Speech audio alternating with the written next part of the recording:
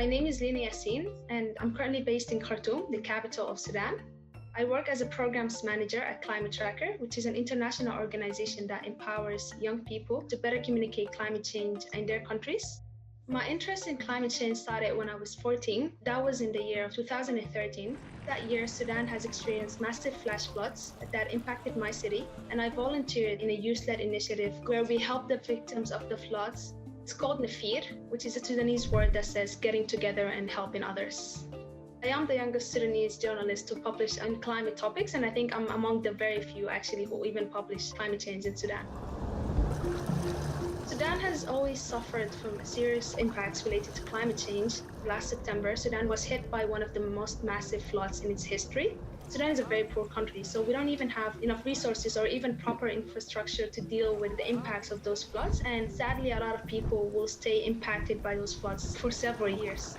And also heat waves. A lot of studies recently have showed that Sudan, among other countries in North Africa, are going to experience very hot temperatures, and at some point it might become uninhabitable, even for humans. I would also say desertification, because it's impacting the agriculture, and Sudan is a country that depends mainly on agriculture when it comes to its economic. I think it's important to note that countries like Sudan cannot properly adapt to climate change, and they need help when it comes to this kind of stuff. One of the major impacts of climate change in Sudan is actually a conflict that occurred, which is called the Darfur conflict. Essentially, the whole thing started just because desertification impacted farmers and forced them to flee towards the south. The United Nations Environmental Programme published a post-conflict report where it described Darfur conflict as the first climate war. So I think if we don't take proper climate action, in the future we might see climate wars. The number of young Africans involved in the climate movement is actually increasing, and that's because people have started to finally become more aware of the issue. We're on the front line when it comes to climate change impacts, and we are one of the first continents threatened by climate change. So they're very aware of that fact, and they're using it as a motivation to keep going forward. One of the things that I use in my writings is that I speak to people directly. So I don't use complex language, for example, like I don't use scientific jargons or scientific sentences when I'm talking about climate change. I usually use very simple language. And I also try to relate it to their daily life. I also try to relate it to things that they believe in. One of my most successful articles were about climate change from an Islamic perspective. In Islam, one of the main concepts is that everything that happens is a plan from God, and we should not question it. We should be patient. I went through Quran and read more about it, and in Quran it actually says that God sent us to earth to protect it, and that we should try to preserve earth and not destroy it. I started explaining to people how climate change is actually the impacts of us destroying earth, and that we were not actually following what God told us, and we're actually doing the opposite. Climate change is different from each country to another, and even the climate debate is different. Each climate debate needs to be customized to fit with the culture of the country, the impacts and the challenges that face that country. The most recent conference that I went to on climate change was actually the Conference of the Parties, which was held in Madrid and in Spain. That conference was supposed to be one of the main conferences that decides on the future of climate policies, because countries were supposed to finally agree on a way to implement Paris Agreement. One of the main things that I noticed is that the process of the climate negotiations is actually very slow. Seeing how people negotiate in the room and how they fight over one word or one sentence was actually not a nice experience, I would say. And it made me really wonder if we're going to make it, really. Because if this is how countries negotiate and this is how much time they take over one text, then maybe we don't have enough time.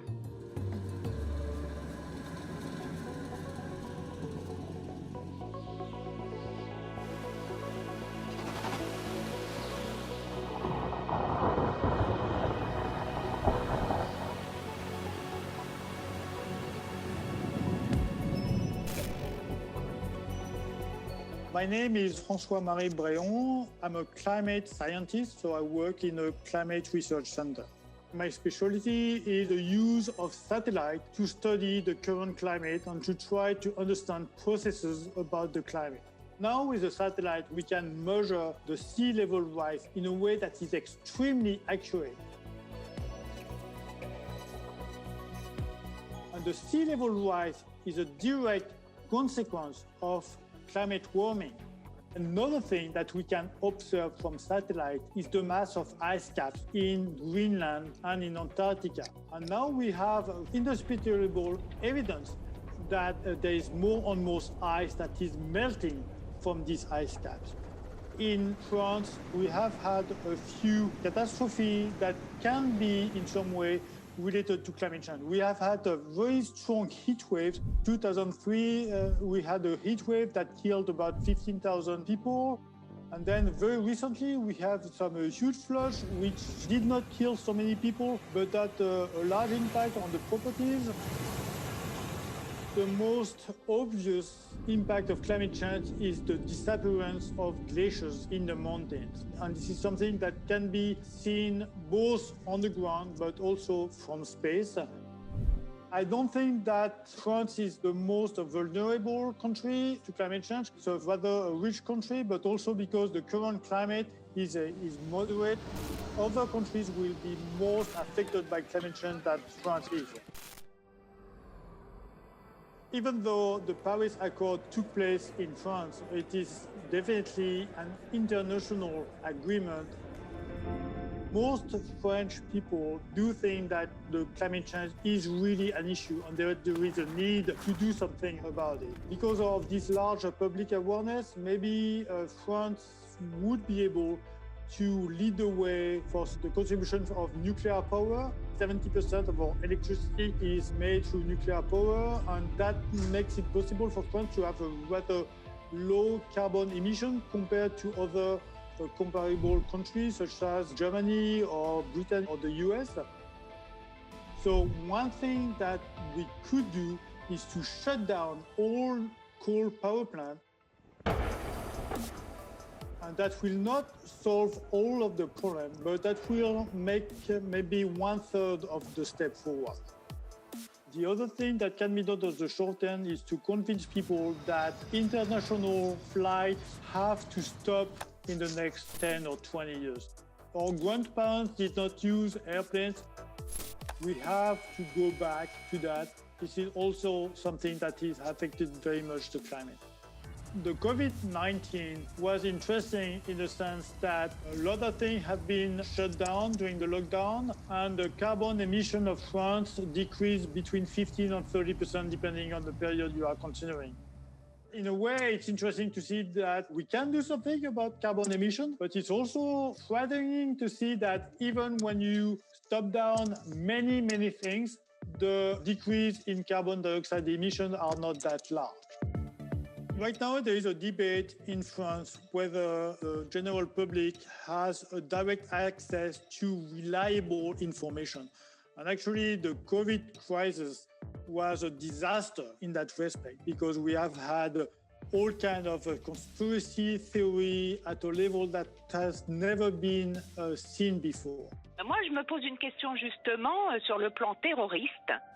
It's not possible to convince someone today that it has a personal interest to fight against climate change because the impact will not be that large for our own generation. There is a need to fight today against climate change because we do need to think about the next generation. Even if you were to shut down all coal power plants today, you will not see any impact on the climate within the next 10 years, for instance. And so this is really what makes the fight against climate change so difficult. One of the things that Francois mentioned is that the generations that might be affected by climate change are not born yet. I agree with this, but I myself already experiencing climate change impacts in my daily life. And I do have family members whose houses were destroyed because of the floods. So I wouldn't say people are not impacted and that they shouldn't care because the impacts are already there in some parts of the world. Actually, you are perfectly right. What I meant to say is that if we start fighting against climate change today, the impact will be seen in a long time from now. And so people will not see the benefit of their own behavior in their lifetime. Well, I think Sudan and France have completely different battles to fight. France is in a way better position, and that's because they have more resources and better infrastructure to deal with the impacts. Any natural disaster that we get hit by sets us back more than we already are. So I think it really just shows how there's inequality when it comes to the fight against climate change. Actually, this is what is so unfair about climate change. The ones that are the least responsible are actually the ones that are the most affected. I think one of the mistakes that the media has currently fallen into is that they've used the wrong narrative when it comes to climate change. Titles would be like, we're doomed, our Earth is dying, and if we won't have a future. And I think that has caused people to be alarmed too much to the point that they feel like anything that they could do would not make a change. We need to shift from an alarming narrative to a solution-driven narrative. It's really a fight for all, and it's about justice. So even if you're not impacted, someone else is, and we need to fight together. I do have a direct access to the science on climate change, and Lina has much more competences to convey this information to the public. And this is where we can work together. That can be the bridge between the information that he has and the public. I mean, I wish I was able to meet Lina in person, but that would unfortunately involve air travel, and I'm fighting very much against air travel. I think for me, one more thing we could do for fun is that we could teach each other languages. I've always wanted to learn French, so you could teach me some climate terms in French, and I could teach you the equivalent of it in Arabic.